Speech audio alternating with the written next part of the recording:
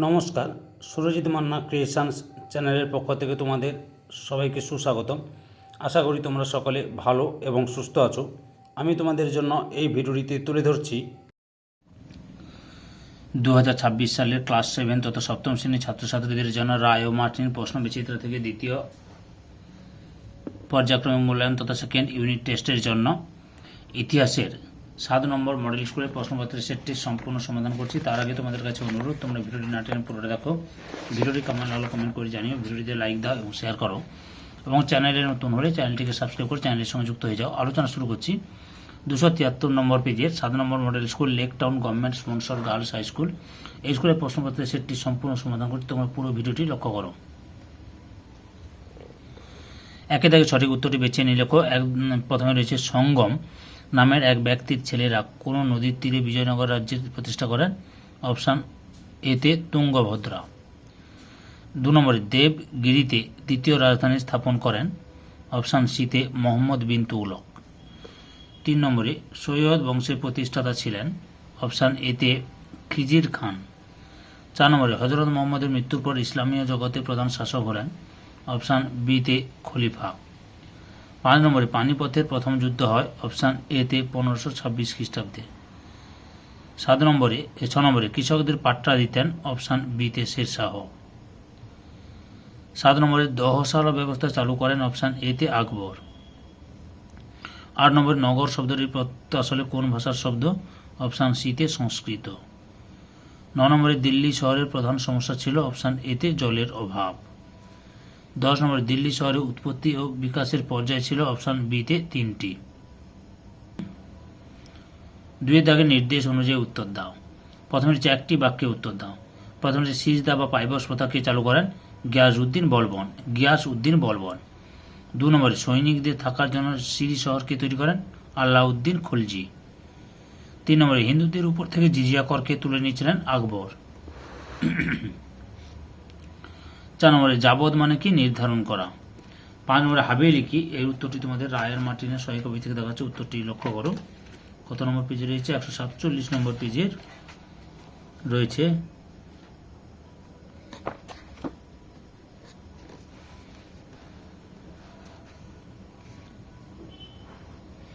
মুঘল আমলে বড় ও সুন্দর বাড়িগুলিকে হাভেলি বলা হতো। মুঘল আমলে বড় ও সুন্দর বাড়িগুলিকে হাভেলি বলা হতো। বিদ্যাকে সত্য মিথ্যা লেখো। প্রথমে রয়েছে চৌসার যুদ্ধ হুমায়ুন ও শের খানের মধ্যে হয়েছিল? মিথ্যা। 2 নম্বরে আলাউদ্দিন খলজির সেনাপতি মালিক কাফুর দক্ষিণ ভারত অভিযানে নেতৃত্ব দিয়েছিলেন? সত্য। তারপরে রয়েছে সিদ্ধাগে শূন্যস্থান পূরণ করো। প্রথমে রয়েছে মোহাম্মদ ঘুরি মারা যান ড্যাশ খ্রিস্টাব্দে? 1206 খ্রিস্টাব্দে। 2 নম্বরে সকলের প্রতি সহনশীলতা এবং সকলের জন্য শান্তির প্রত্যেককেই ড্যাশ বলা হয়? সুফিবাদ।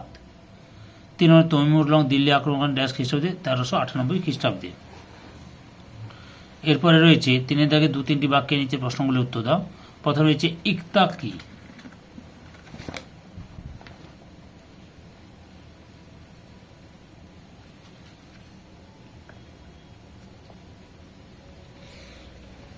এই যে উত্তরটি লক্ষ্য করো, ইকতা কি? এই যে এখান থেকে শুরু করে এত পর্যন্ত লিখবে।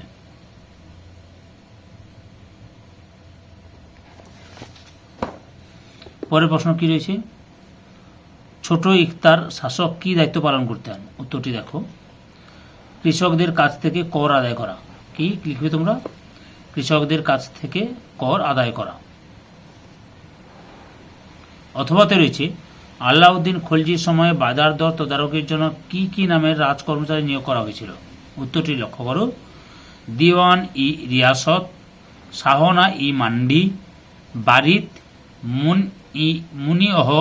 মুনিহআন।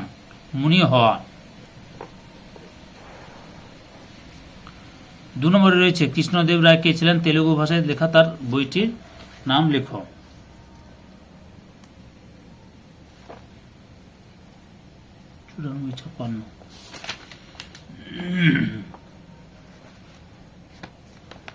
কৃষ্ণদেব রায় কে ছিলেন? বিজয়নগর রাজ্যে তুলুপ বংশের বিখ্যাত শাসক ছিলেন কৃষ্ণদেব রায়। তার বিখ্যাত গ্রন্থের নাম হচ্ছে তেলুগু ভাষায় যেটি রচিত আমুক্ত মাল্যদ।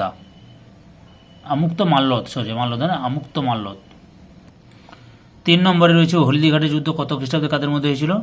1576 খ্রিস্টাব্দে আকবর ও রানা প্রতাপ সিংহের মধ্যে হলদিঘাটে যুদ্ধ হয়েছিল। 4 নম্বরে শের শাহের রাজধানীর নাম কি ছিল? সাসারাম। দিল্লি শহরের মুখ্য স্থাপত্যগুলি কি রঙের পাথরে তৈরি হয়েছিল? লাল বেলে পাথর। 4 দাগে 4-5টি বাক্যে নিচের প্রশ্নগুলির উত্তর দাও। প্রথম হচ্ছে দিল্লি সুলতানদের কখন খলিফার অনুমোদন দরকার হতো? উত্তরগুলো আমি রায়ান মার্টিনের সহায়ক কবিতা দেখাচ্ছি, উত্তরগুলি লক্ষ্য করো তোমরা। এখান থেকে শুরু করবে ক্লাস 7-এর বাংলা, ভূগোল, ইতিহাস এবং পরিবেশ ও বিজ্ঞান এই বিষয়গুলির সমাধান করছে রায়ান মার্টিনের প্রশ্ন বিচিত্রা থেকে। এত পর্যন্ত লিখবে। 2 নম্বরে রয়েছে রাজকোষের আয় বাড়াতে আলাউদ্দিন খলজি কি কি অর্থনৈতিক সংস্কার করেন? উত্তরটি দেখো তোমরা একটু। এই যে এখান থেকে শুরু করবে।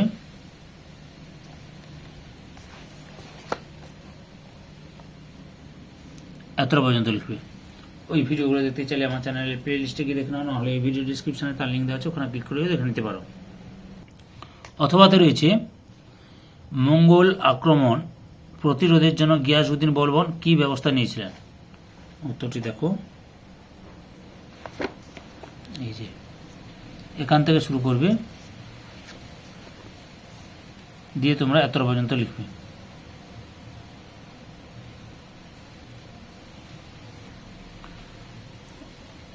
তিন নম্বর হচ্ছে 12 ভূঁইয়া কারা? উত্তরটি দেখো 12 ভূঁইয়া সম্পর্কে। এই যে এখান থেকে শুরু করবে।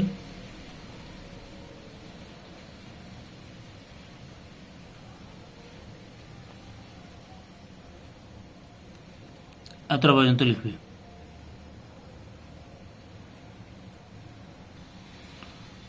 টুডোর মল বন্দোবস্ত কাকে বলে?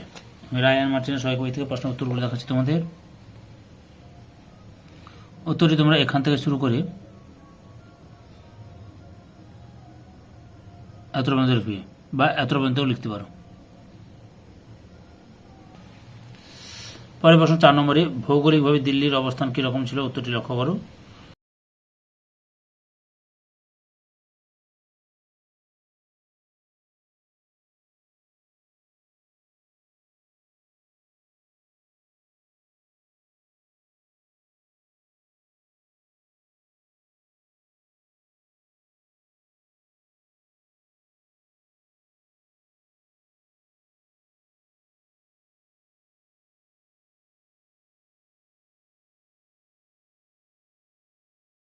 অথবা দিল্লি শহরের জলের সমস্যার সমাধানে সুলতানরা কিভাবে করেছেন?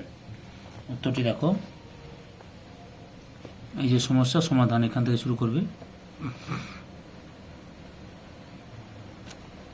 এতটা পর্যন্ত লিখবে। আর 10টি বাক্যে 5 থেকে 10টি বাক্যের নিচের যে কোনো 2টি প্রশ্ন উত্তর দাও। প্রথম হচ্ছে মোহাম্মদ বিন তুগলকি কাণ্ড কারখানা সম্বন্ধে লেখো। লক্ষ্য করো তুগলকি কাণ্ড কারখানা। এই যে এখান থেকে শুরু করবে। রায়ান মার্টিন প্রশ্ন বিচিত্র 92 নম্বর পেজে রয়েছে।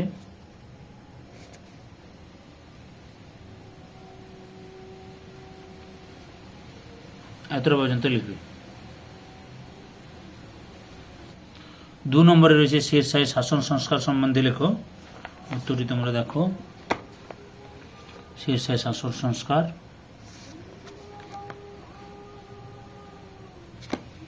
এই যে এখান থেকে শুরু করবে।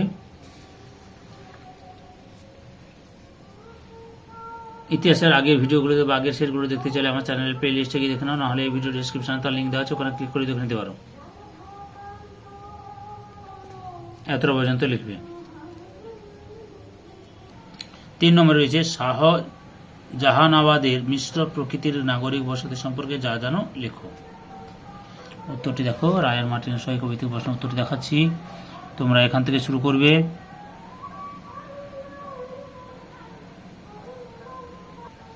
এতটা পর্যন্ত লিখবে। ধৈর্য সহকারে সম্পূর্ণ ভিডিওটি দেখার জন্য তোমাদের সবাইকে অসংখ্য অসংখ্য ধন্যবাদ। আজকে এই পর্যন্ত। পরবর্তী ভিডিওতে আবার দেখা হবে। Tata, bye bye.